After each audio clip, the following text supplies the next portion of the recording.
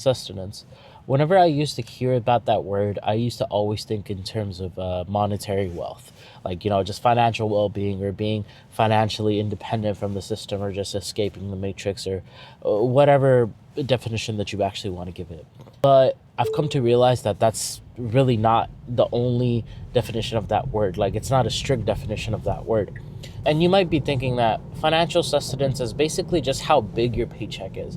But it's not just that. It's about the opportunities that you're actually getting as well. It's about the place that you're working at.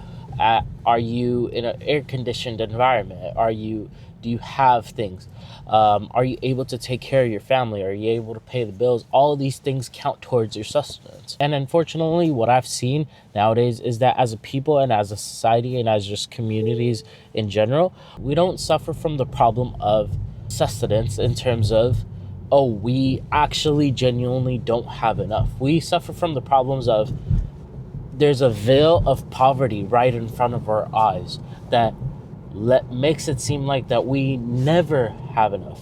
And truth be told, we always think to ourselves that, oh, once I make this amount of money, I'm gonna have enough. But truth be told, that amount just keeps on going up and up and up. Every single person keeps on adapting to however much money that they're making currently, and they want to keep on going higher and higher. And because of that, they want to save more, they want to spend more, they want nicer things, or they want a much more luxurious life. And because of that, you always think that you don't have enough. So it's like a veil of poverty right in front of your eyes. It's tied into ungratefulness, it's tied into mindset, it's tied into all of these different things that you hear about motivational speakers talking about. I know Tony Robbins, he talks about this a lot as well, about your mindset and just things like that. And yes, a lot of it is true, but a lot of it is focused solely on just being ungrateful for everything that you have. Now look, I'm in a nice car, I'm recording on like a $500 camera with the external microphone, and maybe I'm just very privileged to say all of this, right? And sure, you can attack me for that, and that's a very fair point. I am not talking about the people who don't genuinely have enough to pay their bills. I'm talking about the people who have enough to pay their bills, who live in a good house, who have a roof over their head, who have a good relationship with the people around them, and who have a good job.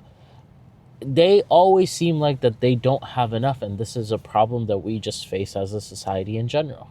Now look, the very first step in solving a problem is always identifying it. It's always diagnosing it. Like, you don't go to the doctor and you just, you're like, oh, well, give me a solution. No, the doctor diagnoses it, right? So you first need to identify that you actually suffer from this problem in the first place.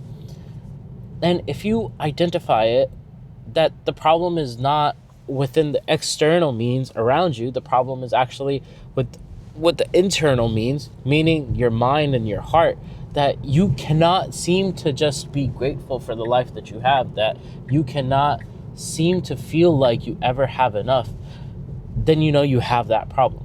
And look, one thing that I've kind of realized throughout life is that not everybody is going to know by themselves that they have this problem. Some people are just going to outright deny it. It's like some people are just so focused on what they don't have. Like, they're like, the horse with the blinders. They're just constantly running towards whatever they don't have and chasing that thing, instead of just like opening up their blinders and just looking around them and seeing all of the beautiful things that they have in this life already, right? And I promise you, like, that's gonna solve a lot of your mental health problems that you feel like you have. It'll like give you this emotional and mental baseline about like, oh wait, I actually do have enough, I just want more. And look, is it a sin to want more? No, it absolutely is not. But it's a sin to not be grateful about the things that you have, to not acknowledge the things that you have. Like, think about all of the things that you have today that you didn't have a year ago. And hey, look, sometimes this happens as well, that you had something a year ago that you didn't have today, and you're probably just crying over spilled milk because of that. That happens too. That's a loss of sustenance. But when one thing gets taken away from you, another thing gets put in its place.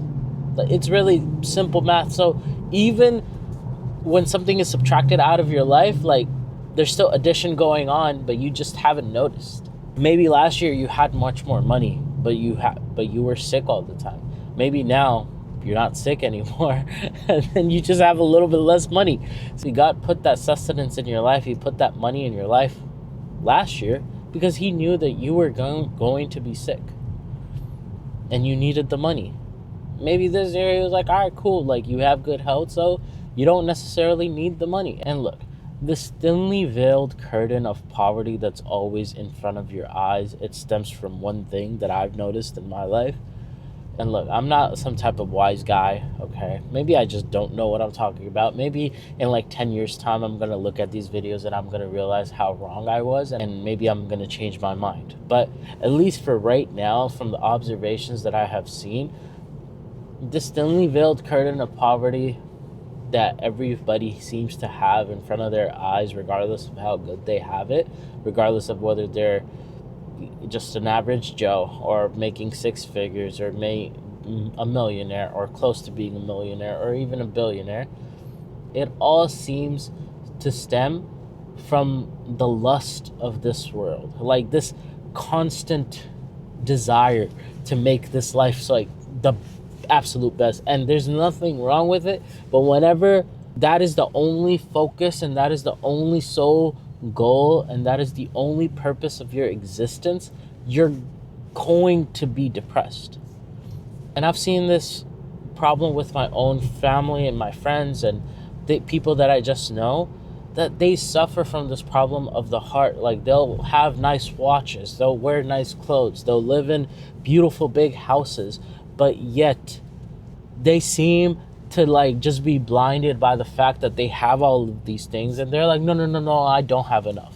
They're always like stressed. They're always in this constant notion of like, oh my God, I don't, like, how am I supposed to do all of these things? Like, and what they don't realize is that they're just chasing the next luxury, and they've just gotten used to the luxury that they already live in. It's like a form of just infallible greed, and it just never is going to disappear until like you shake them out of it. And even when you do shake them out of it, you know what they tell you? They're like, you don't know what you're talking about. And it's a real problem that is plaguing everybody.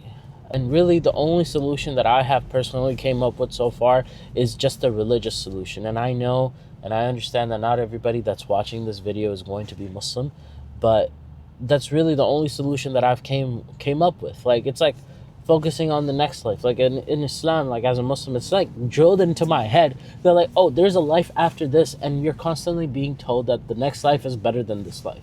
Okay? So you need to build the next life much more than you need to build this life. So I have that mentality of like, okay, if not in this life, then in the next life. So I always have something forward to look to, and I feel like that's something beautiful. Now, you can argue back and forth, you can have philosophical discussions about anything, and you can just argue that, hey, maybe religion just came by to give people hope, to put them in this false predicament that something else is lying for them on the other side. You can have all of that, right?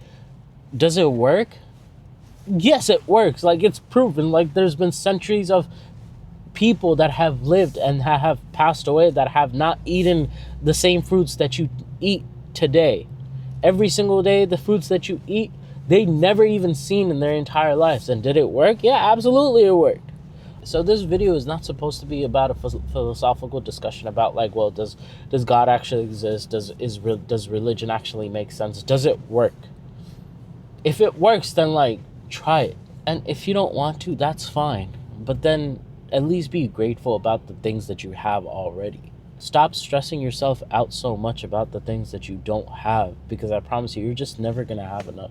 And I feel like I've already talked about this topic in a previous video somehow in some way, but I just keep on reiterating it because it's just so important. Like, I keep on seeing it every day with different people. I keep on having conversations with them, and I'm like, yo, like, what makes you so depressed? And it's the same answer every single time, that, oh, I don't have enough money, or, oh, I don't have this, or, oh, I don't have that, or, oh, this person has that much and I don't have that. Like, oh, they're going on this fancy vacation and I can't. Dude, what is wrong with you? Why don't you just try snapping out of it? Maybe for once just appreciate your life and the way that you have it, And that will be it. Like, you need to stop focusing on social media so much, honestly. It's a disease, it's a cancer. You're never gonna get anywhere. Anyways, I'll see you guys in the next one, guys. Peace.